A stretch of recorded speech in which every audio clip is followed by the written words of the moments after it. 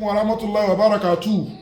Ogun Gbogbonise farabalẹ̀ kó gbọ́ fídíò ìdélẹ̀. Today is 29 July 2023. Number 1 DHL láwà ní South Africa. À ń sẹ́ndì àwọn product àgbàyanu kan lọ sí Poland, Vietnam àti Germany, ìlú mẹ́ta.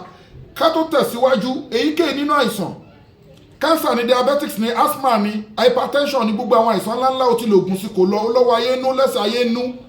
Abẹ́ni tó jẹ́ pé ó wà nínú àwọn àmì tí wàá fi mọ̀ pé evil spirit wọ́n ti ń dà ẹ́ láàmú, òun náà ni pé kíyàn máa ṣiṣẹ́ bí aláìṣe, kíyàn máa dédé máa síìkì láì ní medical reason, kó máa fà kó máa tóra wọn, kíyàn máa wọ́ ọmọ wọn máa fi ń dààmú èèyàn, excess of bleeding, kóbìnrin dédé máa bleed láì ní fibroid. Bó ní fibroid ara nǹkan tí wọ́n máa ń lò náà nìyẹn nígbà míì, too much of miscarriage fóbìnrin tó ń bẹ lọ́wọ́ ọmọ, kó gbé nǹkan sínú womb, kó gbé nǹkan sínú uterus. So gbogbo oríṣiríṣi àwọn ìpèníjà ńláńlá especially àwọn àtàtẹ̀ wá lo òyìnbó á ṣiṣẹ́ àwọn kan wà níbì kan wọ́n gbé monitoring spirit síbì kan. Ẹ jẹ́ kí wọ́n láwọn product transcend lónìí, ẹ rí pé product transcend lónìí mo sọ̀rọ̀ nípa àwọn powder kan tó lágbára tó jẹ́ pé kí ni kò sí pé o fẹ́ fìtọ̀ fọ̀gbẹ́ òbẹ oṣó òbàjẹ́ òbẹ anybody. Nǹkan tí powder yẹn fẹ́ ṣe ni pé kí boundary barrier kó wà láàárín ìwọ àti evil, that is it.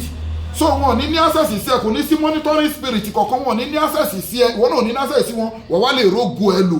Kò ní dìbò lọ́n bẹ ẹnìkan, ó lọ́n gbé kinní kan, ó ń pa ẹran lójoojúmọ́, ó ń ṣe kinní kan lóṣooṣù. Kò ní ìdí gbogbo wọn yẹn. Tó bá ti ń lo powder tẹbítẹbí ẹ taratara ẹ, ọ̀nà ẹ̀ á là, inú ẹ̀ á dún, ayọ̀ ẹ̀ á kún, ìlọsíwájú rẹ̀ máa bá ẹ. Bákan náà ni ẹ wo sì tẹ́ bá wo package náà ẹ pé miracle leaves àti all in one àti special náà ló wà ń bẹ̀. Ó lágbára púpọ̀ jù. Miracle leaves yẹn ewé ọ̀tọ̀ọ̀tọ̀ 100 la fi preserve pẹ̀lú mọ́ ìzẹ́mzẹ́m.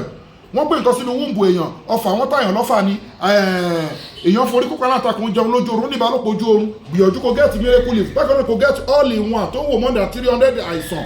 Ó lágbára púpọ̀ jù. Ẹ WhatsApp wa lórí +27 61 295 6389. Tẹ́ bá wọlé iná ẹ rí pé product yìí ẹ rí pé special 1 2 3 ọ̀tọ̀ọ̀tọ̀ mẹ́ta quantity tẹ́nìyẹn call fún nìyẹn pẹ̀lú memory booster àti miracle leaves. Ẹ WhatsApp wa lórí +27 61 295 6389.